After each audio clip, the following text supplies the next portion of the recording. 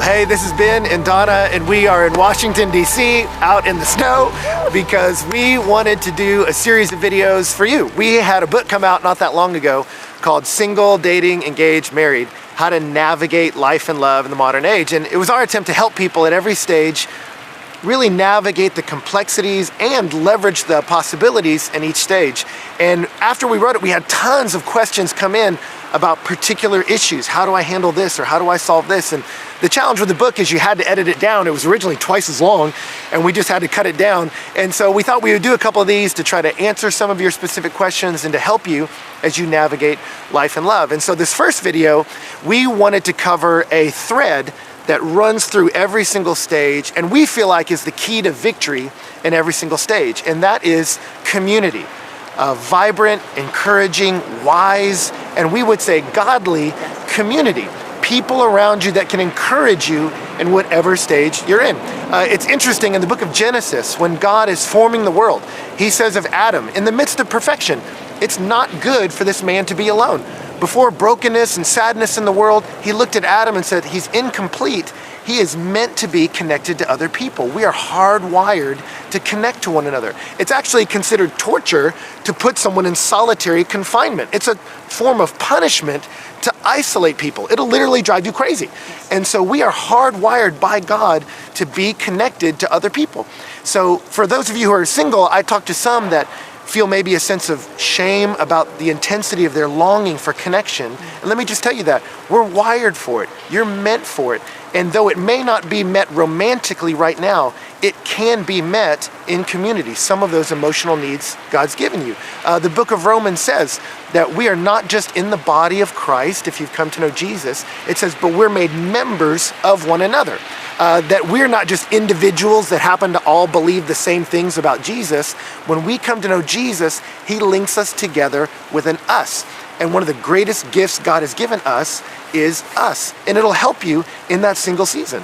I remember my single season. It was incredible because I got to be a part of a community that had some families in it, that had some that were just married couples that are just a little bit further ahead. There was families with kids, families with dogs, so they would invite me over to feed me and to let me play with their dog, and just actually to tell me what it's like to be in that season. So they would come and encourage me with the things that I would be doing in life. They'd come and whenever I would be leading worship or doing something, they would come and be a part of that. And then they would actually ask me, hey, how do you seek God? What are some things that you're doing to seek God so that we can do that too?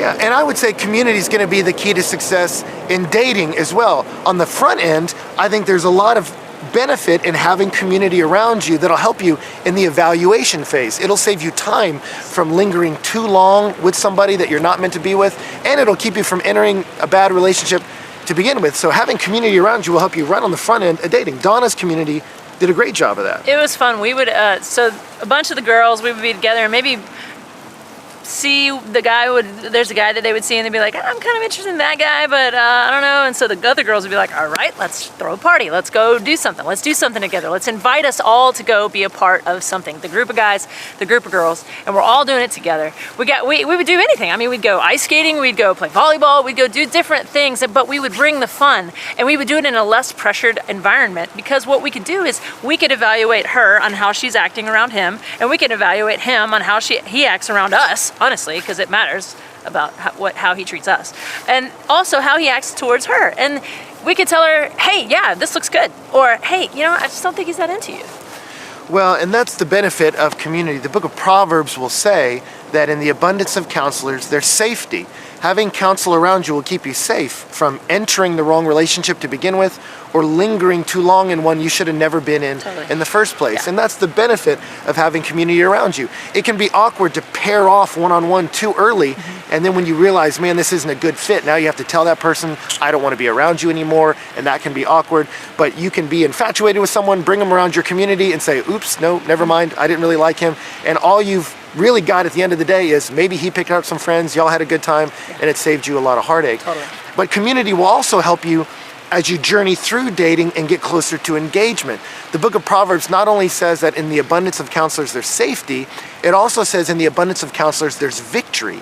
that having wise counsel around you will keep you safe from being with the wrong person or making bad decisions in dating, but it'll also give you confidence that you're on the right track, that you found the right person, and that there's someone who's worthy of your affections. I know for me that when I was dating Donna, I knew that infatuation skews evaluation. And when I'm into somebody, I'm not always seeing them clearly. I wanted people that loved God and loved me to be around us. I invited her to situations where we'd be around different people that could look at her and say, that's someone worthy to set your affections on. That's someone who makes you better. You're the best version of you when you're around her. And so you want that community around to give you confidence, I am in the right relationship. And then as you enter into marriage, man, that person, that group of people can come around you and encourage you as you encounter a new set of stresses and strains that marriage always brings. Yeah, Ben just said that the best version of you when you're around that person. That's what also in community, in marriage, those people can help you be the best version of you for that person. And so I think that that was what's so great in marriage when I would go to my community and be like, hey, can you help me with this? And they would say, yes, because we're for your marriage. We love you, we love Ben, we want you to look like Christ in the church, and so we're gonna help you. So I know as I'm saying all this, some of you might be thinking, man, this is easier said than done, Ben. Like, I had a group of friends and they all got married and moved on, and I'm by myself. All my rowdy friends have settled down, and I get that. I was the last person in my friendship group to get married. Or some of you go, well, I'd love to join a community like that, but I've visited churches and I sit in the pew and then I leave and no one says hi to me and I feel alone, and there could be discouragement. But let me tell you, that doesn't negate the fact that you're built for community, and you'll be most alive and most safe and most victorious in community. So I just want to challenge you, find a good, godly, vibrant church to get involved with. Go plug in, risk getting involved in some small groups where you can meet people of various ages, because I promise you that one of the greatest gifts God has given us is us, that we is better than me. And so whatever stage you're in, you're gonna thrive if you can get around a vibrant community. So we got other videos coming up about singleness, about dating, and about engagement that we'll get into, but we hope this one encourages you, and we're gonna go inside now because it's cold out here. It's cold out here. We love you. See ya. Bye.